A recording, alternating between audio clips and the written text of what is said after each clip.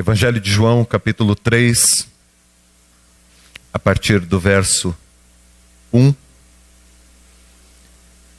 Nós vamos ler até o verso 8. Havia entre os fariseus um homem chamado Nicodemos, um dos principais dos judeus. Este, de noite, foi ter com Jesus e lhe disse: Rabi, que sabemos que o Senhor é mestre, vindo da parte de Deus, porque ninguém pode fazer estes sinais que tu fazes, se Deus não estiver com ele. A isto respondeu Jesus: em verdade te digo que se alguém não nascer de novo, não pode ver o reino de Deus.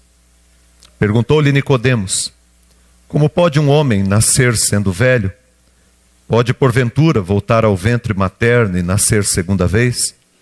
Respondeu-lhe Jesus: em verdade te digo, quem não nascer da água e do Espírito, não pode entrar no reino de Deus. O que é nascido da carne é carne, e o que é nascido do Espírito é Espírito. Não te admires de eu te dizer: importa-vos nascer de novo. O vento sopra onde quer, ouves a sua voz, mas não sabe de onde vem nem para onde vai. Assim é todo o que é nascido do Espírito. Verso 5. Em verdade te digo, quem não nascer da água e do Espírito, não pode entrar no reino de Deus. Bom, quem era esse homem chamado Nicodemos? Nicodemos, o texto diz que ele era um fariseu, e não era apenas um fariseu, ele era um dos principais do templo. Quem era Nicodemos? Nicodemos, ele era como se fosse hoje lá no meio do povo de Israel, da nação de Israel, como se fosse um deputado, uma pessoa que tem um poder político. Só que naquela época era algo ainda muito além, porque ele não tinha apenas um poder político, ele tinha também um poder religioso. Nicodemos era um dos principais. Era um homem importante no seu tempo. Era um homem incomodado. E o texto nos mostra isso, que de noite, ele vai de noite porque ele não quer ser visto, ele não quer ser percebido. Os fariseus, eles tinham muita resistência com Jesus, e ele não quer ser percebido. Então, à noite, na calada da noite, ele vai até onde Jesus está e senta com Jesus. E ele está com o seu coração angustiado, porque ele gostaria de saber um pouco mais sobre aquele homem que é tão diferente. Nicodemos, ele se aproxima de Jesus e ele faz ali uma declaração. E a declaração que Nicodemos faz para Jesus é essa: mestre, eu sei que você é da parte de Deus. Eu sei que você é vindo de Deus, porque ninguém faz as coisas que você faz. Ele se apresenta trazendo a sua admiração por Jesus e o reconhecimento que ele tinha no coração dele de que Jesus era, de alguma maneira, um enviado de Deus. Ora, essa conclusão que Nicodemos chega, não é uma conclusão tão difícil de acontecer. Todas as pessoas que conviviam com Jesus naquela época, ou todas as pessoas na história da humanidade que sabem a respeito de Jesus, o admiram. Por exemplo, se você for lá na Índia, um hindu, ele vai dizer que Jesus é um Krishna. Se você for conversar com um muçulmano, ele vai dizer que Jesus é o maior dos profetas. Se você for conversar com um espiritualista de qualquer linha, ele vai dizer para você que Jesus é o espírito mais iluminado que já passou por esta terra. Essa admiração por Jesus que Nicodemos apresentou, para quem conhece Jesus, não é algo tão diferente. Nicodemos, ele passou a sua vida fazendo as suas buscas e se tornou uma pessoa muito importante. E uma pessoa muito importante dentro da religião. Mas isto não o fez conhecer de fato a respeito do sentido da vida. E nem entender de verdade quem era Jesus. Ele era um dos principais da religião, que era do povo de Deus. Mas a conclusão que ele chega a respeito de Jesus não é algo tão diferente do que aquilo que qualquer pessoa que conhece a respeito de Jesus chegaria. Qualquer pessoa que estudar a história de Jesus, qualquer pessoa que tiver contato com Jesus vai admirá-lo. Porque Jesus é extraordinário. E Nicodemos, ele sabia dos milagres que Jesus fazia. Ele ficava impressionado com a sabedoria que Jesus tinha para ensinar. E ele era um homem conhecedor. Ele conhecia as coisas. E ele sabia que Jesus não era como os outros. Havia algo diferente em Jesus. E a admiração que ele tinha por Jesus o levou até a vencer o seu orgulho e a ir até onde Jesus estava. Mesmo que de noite, mesmo que para não ser percebido. Mas ele foi até onde Jesus estava. Porque a admiração dele o levou até Jesus. E é interessante porque se uma pessoa da alta cúpula, né, se um governante, se alguém chegasse para admirar a gente e para falar alguma coisa da gente, o nosso coração já se enche e a gente já fica todo feliz. Mas na hora que ele chega para Jesus e ele diz assim para Jesus: bom mestre,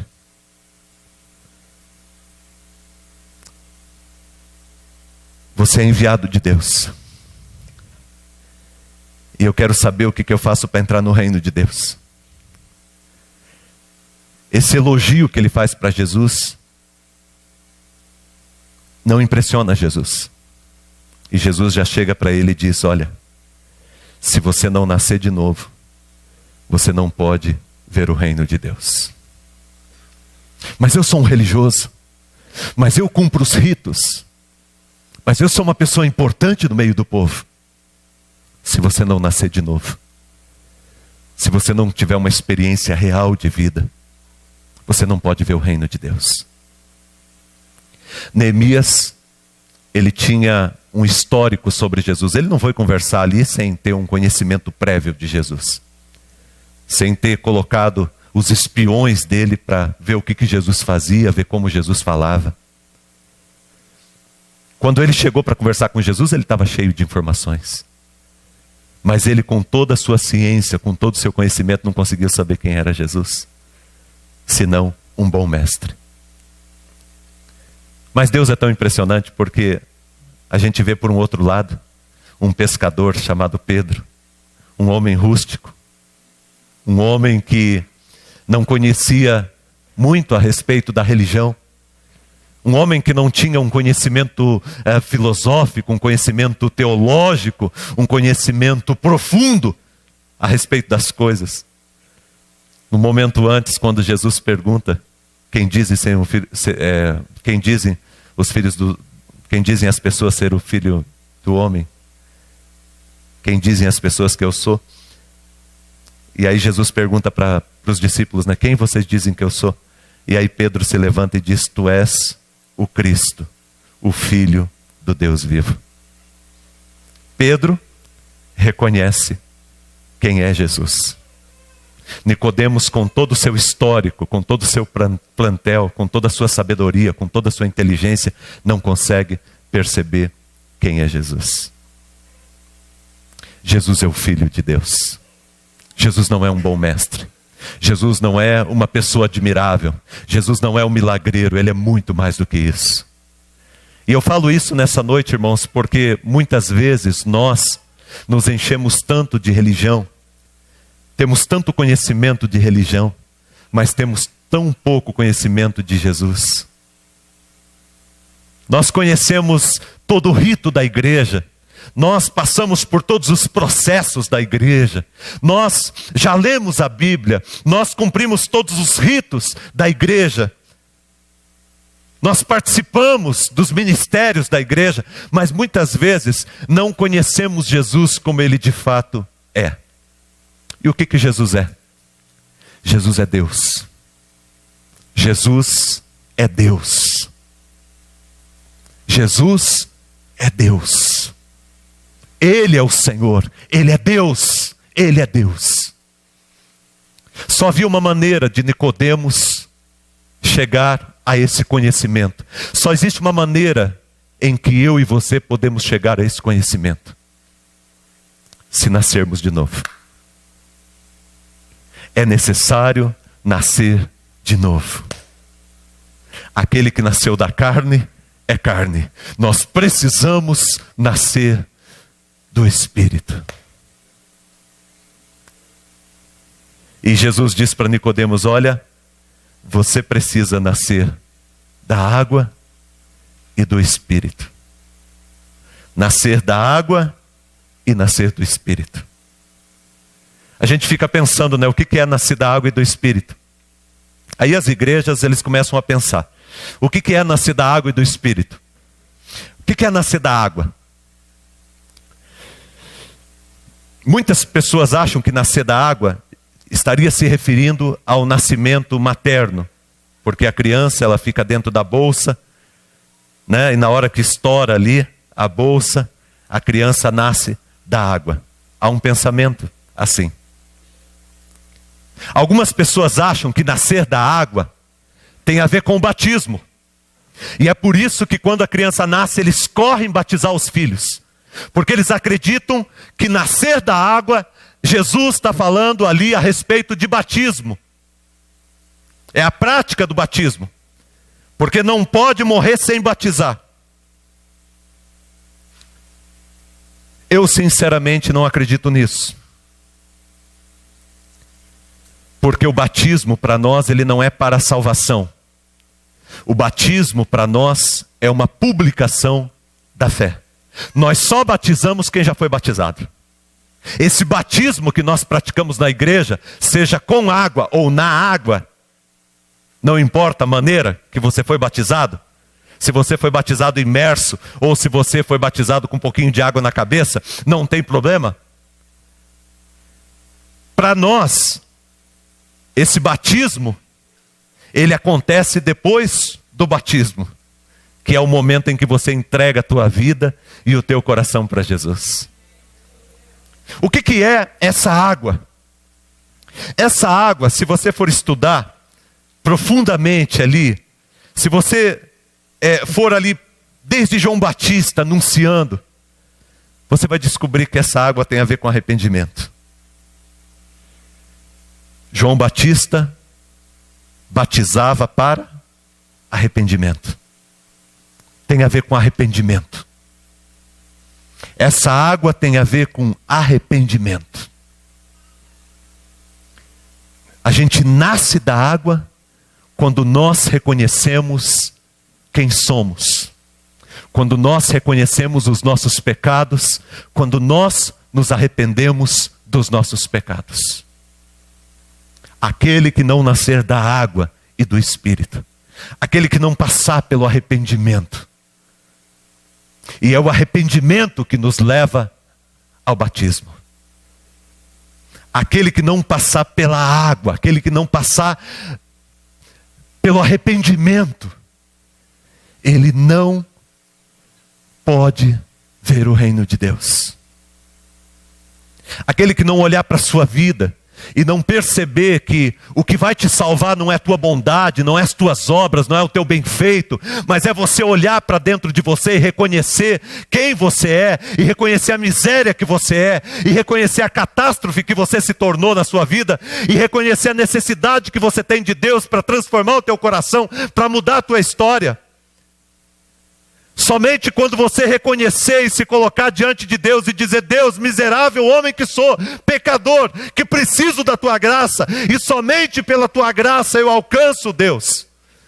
Não é pelo cumprimento de leis, não é pelo cumprimento de regras, não é pela religiosidade, não é porque eu pertenço a essa ou aquela igreja, não é porque eu participei de um rito de batismo de igreja, mas é porque eu me arrependi dos meus pecados e eu sei que sou uma pessoa que cometi erros e dependo da tua graça e preciso ser transformado pela tua graça. Se nós queremos ter uma experiência real com Jesus, nós precisamos passar pelo arrependimento. Arrependimento dos nossos pecados. Porque senão, irmãos, nós vamos ficar vivendo vida achando que nós vamos ter um relacionamento com Deus, porque cumprimos regras, porque damos o dízimo, cumprimos os ritos da igreja, porque nos confessamos, porque participamos da ceia, e a gente acha que porque a gente pertence a um rito de igreja, a gente vai alcançar Deus, a gente vai chegar até Deus. Ou a gente pensa, o povo que vive da graça, a gente pensa que a gente pode viver uma vida sem comprometimento nenhum com Jesus, ou com o reino de Deus, que Deus vai nos aceitar de braços abertos, a toda hora e a todo momento, e nós podemos fazer o que nós queremos da nossa vida. Isso não é relacionamento com Deus. A graça se manifesta através do arrependimento. Quando tem arrependimento verdadeiro, a graça de Deus se manifesta. É preciso ter arrependimento. Se você comete pecado e você não se entristece pelo pecado que você comete, você necessita urgentemente de ter um contato, um relacionamento com Deus, porque você não passa de um Nicodemos, o religioso. Se você tem um vício, se liberte desse vício em nome de Jesus. Se você pratica um pecado e você percebe que você está praticando esse pecado continuadamente, e esse pecado já se tornou iniquidade, porque você peca na maior cara de pau, então pare de pecar imediatamente. Se arrependa dos teus pecados e dos teus erros e dos teus caminhos. E Deus diz: e dos teus caminhos passados eu não me lembrarei mais. Mas é preciso arrependimento, é preciso choro pelo pecado. É preciso se arrepender dos seus pecados. Gente, olha aqui para mim. É preciso se arrepender dos teus pecados. Não basta ser bonzinho. Não basta ajudar o próximo. Não basta fazer boas obras. Não basta pertencer a uma igreja, uma comunidade. Não basta estar ajudando e comprometido com as coisas. É preciso algo além disso. É preciso ter comprometimento de coração. É preciso se arrepender de pecado. É preciso desejar viver longe do pecado, viver longe de uma vida sem Deus. É necessário se arrepender. Jesus disse para Nicodemos: não importa essa tua religião, não importa esses teus ritos, essas coisas que agradam homens, esses espetáculos que vocês fazem aqui na terra. Você precisa se arrepender dos teus pecados e reconhecer que só há um caminho que leva a Deus, e esse caminho é o Senhor Jesus Cristo. Ele é Deus. E se você não se arrepende, você vai apenas admirá-lo, como faz todas as religiões da terra, e você será apenas mais um. Alguém que o admira, alguém que olha para ele e é capaz de aplaudi-lo, mas não tem experiência com ele, não tem vida com ele. Irmãos, olha aqui para mim, é para a gente tremer e temer diante de Deus. Nós não temos temor do nome de Jesus. Nós banalizamos o nome de Jesus, que é 3 vezes santo. Ele é o Senhor da terra. Ele é o Senhor da terra e nós estamos cometendo pecado muitas vezes, vivendo uma religiosidade, vivendo uma vida sem Deus. Estamos brincando com o reino de Deus e com as coisas de Deus, e esquecendo que o nosso corpo é o templo do Espírito Santo e que o Espírito Santo habita em nós porque nós pedimos para Ele habitar, porque nós nos entregamos a Ele e temos uma responsabilidade com a nossa vida.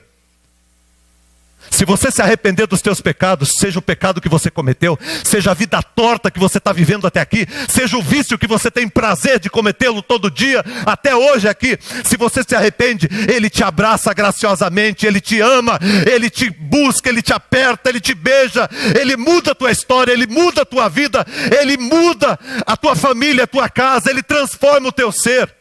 Porque Ele te ama desesperadamente. Deus te ama desesperadamente. Agora não espere que Deus compactue com os pecados que nós mantemos no nosso coração. E às vezes escondido atrás de uma religião disfarçada de cristianismo. Ele é Deus. Presta atenção e fale com Ele como Deus. E olhe para Ele como Deus. E toda vez que você falar o nome dele, você está falando o nome de Deus. Porque Jesus é Deus. Jesus é Deus e não há outro nome sobre a terra igual ao nome dele. Ele é o Senhor do universo, Ele é o Senhor da terra. Ele é o Rei deste lugar, Ele é o Rei da terra. Todo joelho se dobrará e toda língua confessará que Ele é o Senhor. Ele é o nosso Deus e não há outro. Não há outro Deus sobre a face da terra. Ele é o único Deus, Ele é o único Senhor. Estabeleça isso como regra na tua vida. Se arrependa do teu caminho errado que você está vivendo. Se você está vivendo, porque Ele te ama, Ele vai te ajudar. E Ele está do teu lado para te ajudar e para mudar a tua vida e a tua história.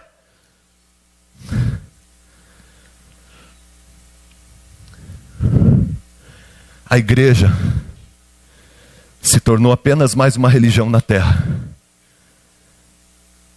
que olha para Jesus e acha Ele bonitinho, e acha as palavras dele bonitinha, e fica emocionado com o olho dele, com o falar dele.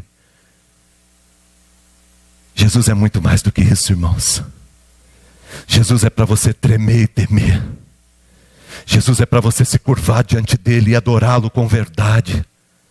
Ele é Deus deste lugar. Essa igreja, Ele é Deus nessa igreja. Ele é Senhor desta igreja. Nós temos responsabilidade com isso. Eu, os pastores, os presbíteros, os diáconos, os líderes, nós temos responsabilidade. O ministério de louvor que sobe aqui, os irmãos que servem ali fora, as irmãs, os irmãos que dão ali para as nossas crianças o culto, nós temos responsabilidade séria sobre isso, porque Ele é Deus, e nós vamos prestar conta da nossa vida, porque Ele é Deus. Recebemos algo que foi um privilégio, nós não merecemos estar aqui. Somos todos iguais, não merecemos estar aqui, recebemos um privilégio, mas com o privilégio vem a responsabilidade. Você recebeu um privilégio de ser chamado filho de Deus, mas com o privilégio veio a tua responsabilidade. Ele é Deus, e é necessário nascer do arrependimento. Os filhos de Deus nascem do arrependimento. E se não há arrependimento no teu coração, se para você sair daqui hoje à noite e ali cometer pecado para você é normal, é porque você está precisando passar por um momento com Ele de mudança de vida. Você precisa receber Jesus como Senhor da tua vida. Isso é palavra de Deus para o meu coração e para o teu coração.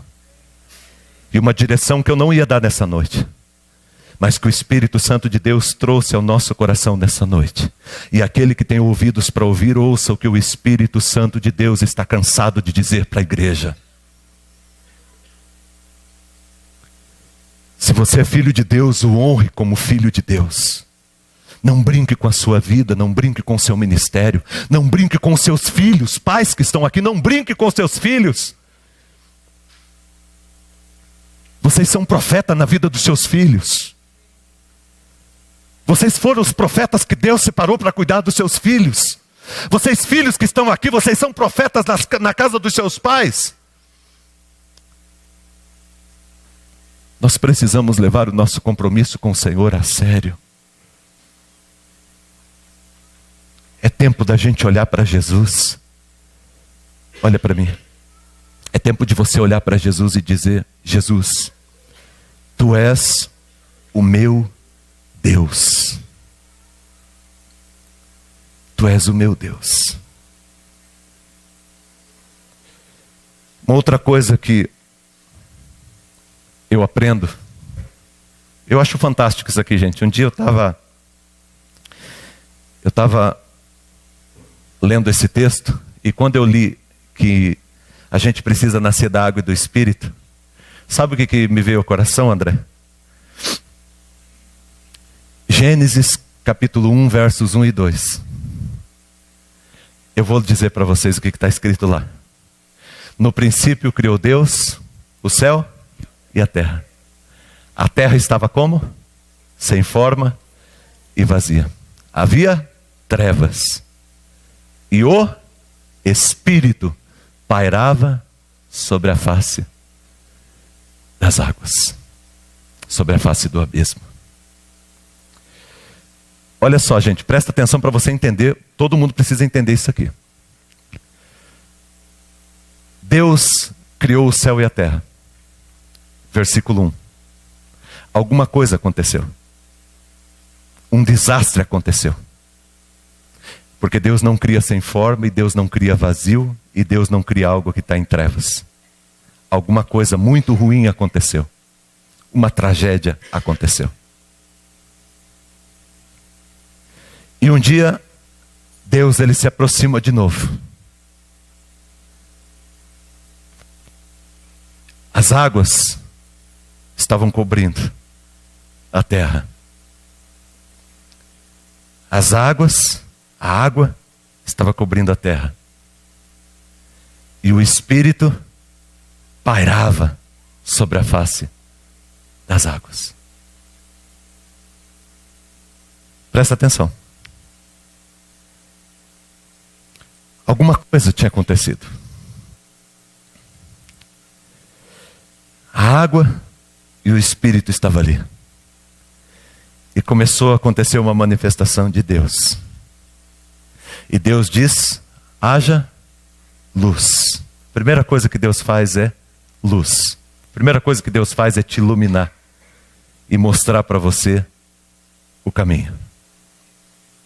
Haja luz. E houve luz. Olha aqui. E aí Deus disse assim: haja separação entre terras, e Deus foi falando, e as coisas foram acontecendo, e Deus diz: agora surjam os animais, e as coisas foram aparecendo, e depois Deus colocou o homem, e aquilo se chamou paraíso, lugar perfeito. Presta atenção. Talvez hoje você olhe para a tua vida e a tua vida esteja que nem estava a criação de Deus naquele momento. Sem forma e vazio. Sem forma e vazio. O arrependimento, a água e o Espírito de Deus, eles podem reproduzir a sua vida pela palavra de Deus. E Deus diz: haja, e ouve. E Deus quer falar para você hoje, quer falar na sua vida e quer falar na tua família hoje: haja, e vai acontecer. Nascer da água e do Espírito. Do arrependimento. Arrependimento de obras mortas. Arrependimento de vida errada. Arrependimento de vacilos, de erros, de falhas que você cometeu. E o amor de Deus vai correr nessa noite para te abraçar. Porque Deus está desesperado querendo te abraçar. Deus está desesperado querendo livrar você dos teus vícios. Deus está desesperado querendo mudar a tua vida, a tua família, a tua casa, a tua história. E o que falta, irmão, é você abrir o teu coração e dizer: Deus, vem, e eu me arrependo, e eu reconheço que eu errei, que eu falhei, e eu preciso da tua graça na minha vida. Enquanto a gente achar que a gente consegue, que nós estamos no controle, que a nossa vida pode mudar a qualquer hora, a hora que nós quisermos. Enquanto nós acharmos que a resposta está numa religião ou em alguma coisa que você faz, Eu tenho uma notícia triste para você. Você vai continuar buscando em vão. O caminho para a tua vida, para a tua casa, para o teu casamento, o caminho para a vida do teu filho, para a vida da tua filha, o caminho para você é um só. É Jesus Cristo, o Senhor da nossa vida. Eu conversava, quando eu cheguei aqui hoje, com um casal, que está aqui, que está ali na igreja, né? A gente estava conversando. Eles passaram por um processo de perda. Esses tempos agora, né? A gente estava conversando ali no começo, antes de começar o culto. E eu vi assim, o coração dela ficou todo dolorido, né? E fica dolorido mesmo, né? Porque é algo importante para nós. E é um processo como vocês passaram, Danilo e a Marícia também passaram por um processo assim, de perda, né? E a gente estava conversando. E eu estava dizendo para eles que a gente passa por tantas perdas, por tantas dificuldades nessa vida. Né? A Ivone e o Nereu também passaram. A Ivone passou por isso também, né, Ivone? Um dia o telefone tocou meu, era a Ivone desesperada, corri para a casa dela e a gente se abraçou e chorou muito. A perda. E a gente sofre, porque viver, irmãos, não é para qualquer um. A gente viver nessa vida tem que ter coragem. A gente passa por dificuldades, passa por lutas, e às vezes aquilo que a gente acha problema se torna tão pequeno, quando a gente olha para o nosso irmão do lado, o que ele está carregando. E os nossos problemas ficam desse tamanhinho. A gente está reclamando tanto da vida, está reclamando tanto das coisas, aí a gente se depara com algum irmão que a gente diz: miserável homem que sou, eu não sei nada sobre a vida. E eu estava conversando com eles ali, irmãos, olha aqui para mim. E eu estava dizendo para eles o seguinte: sabe o que vai acontecer? Daqui a um tempo, vocês vão poder abraçar de novo a criança de vocês. Você vai poder abraçar de novo teu filho, né? Você vai poder abraçar de novo. Porque Jesus morreu na cruz para que a nossa morte aqui na terra não fosse eterna. Para que a gente atravessasse essa existência aqui e pudéssemos experimentar a eternidade. E nós vamos poder experimentar essa graça de Deus na vida eterna. Hoje nós continuamos aqui. Se você perguntar para mim algumas coisas sobre a tua vida, eu vou dizer para você que eu não entendo. Eu não tenho respostas. Eu não poderia chegar para alguém e dizer: olha, eu sei o porquê está acontecendo isso com você. Eu não sei. Mas eu prefiro confiar em Deus, de que Deus está cuidando da nossa vida. E que esse tempo que nós estamos passando aqui é um tempo transitório. É um tempo de passagem. A nossa vida ultrapassa esses poucos anos de existência aqui nessa terra. Eu tenho plena convicção disso, eu sei disso. Sabe, porque o Espírito de Deus me revela isso. Jesus, quando veio aqui nesse mundo, Ele veio para nos salvar para a eternidade. Ele veio para nos dar a vida eterna, Ele veio para que nós pudéssemos nos reencontrar. Ele veio para que nós pudéssemos viver num mundo sem choro, sem lágrimas, sem dor, sem luto, porque estas coisas passaram.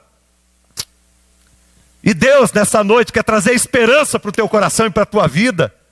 E Ele quer dizer para você que Jesus, Ele é Deus que se manifestou aqui e que veio como alguém que veio para tirar a nossa...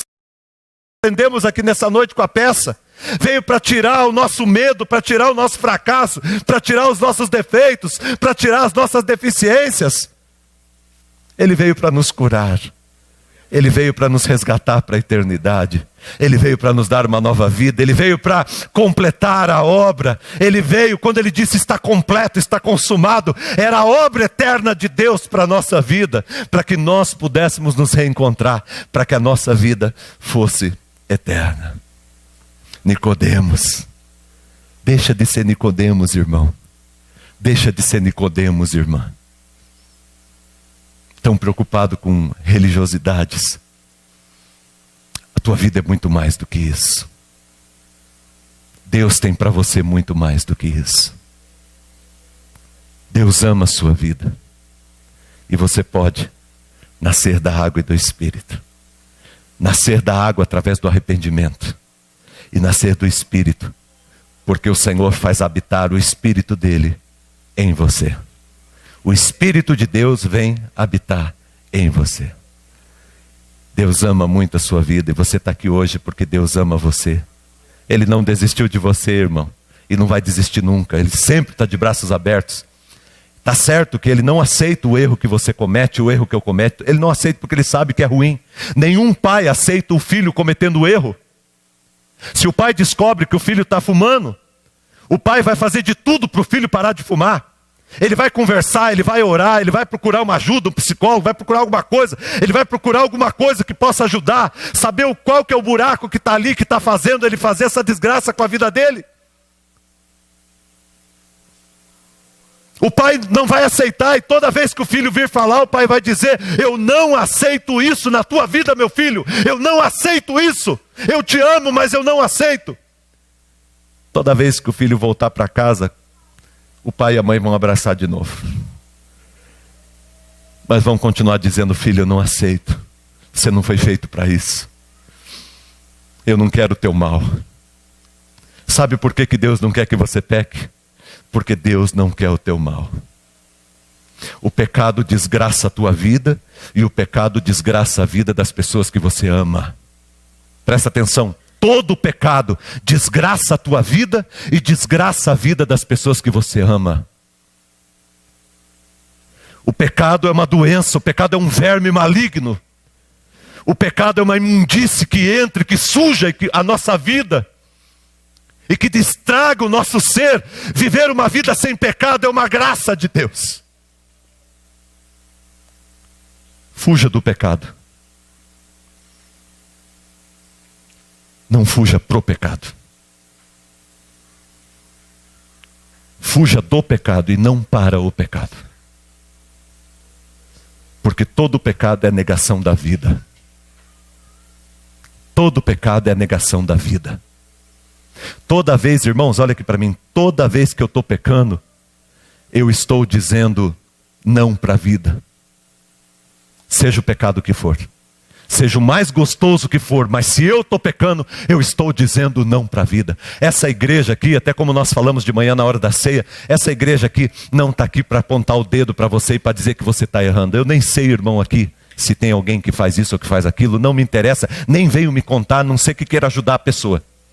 Porque tem gente às vezes que vem contar para a gente, mas não é para ajudar. Vem contar porque quer contar.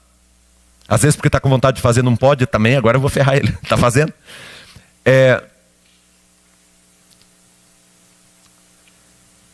Irmãos, nós aqui na igreja estamos de braços abertos para te abençoar e para caminhar com você, para te ajudar. Nós não somos perfeitos e também precisamos da tua ajuda, porque nós todos pecamos, precisamos da graça de Deus. Mas não podemos nos conformar com o pecado ou com uma vida de pecado. Devemos nos arrepender e lutar com todas as nossas forças para parar de praticar. Se você sabe que você tem propensão para cachaça, para bebida, foge dessa desgraça. Se você tem propensão para um vício, para o cigarro, para a prostituição, foge dessa desgraça. Não acabe com a tua vida, não acabe com a tua história. Não construa um motivo para se arrepender profundamente no futuro por uma atitude no passado. Dá tempo de você consertar muita coisa. E Deus fala isso porque Ele te ama. Irmão, Ele te ama. E Ele não concorda com coisas erradas, com vida errada. Jovem, você que está aqui, viva uma vida certa e você vai ter uma história certa. Há muitas ofertas e há muitos desejos. Feliz é o homem que aprendeu a dizer não para si mesmo. Feliz é o homem que aprendeu a dizer não para si mesmo. Feliz é a mulher que aprendeu a dizer não para si mesmo.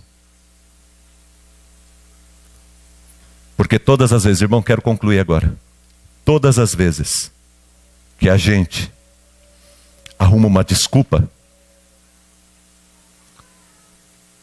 nós estamos perdendo a oportunidade de mudar, não é? Se arrumou uma desculpa, você está perdendo a oportunidade de mudar. A gente só muda quando a gente reconhece que está errando. E quando esse reconhecimento vem do coração e a gente diz: eu errei, eu falhei e eu preciso mudar. Reúna a tua família em casa, os da tua casa. Peça perdão. Se comprometa com Deus. Se acerte com Deus. O que você está cometendo que desagrada a Deus? O que faz com que você continue o Nicodemos?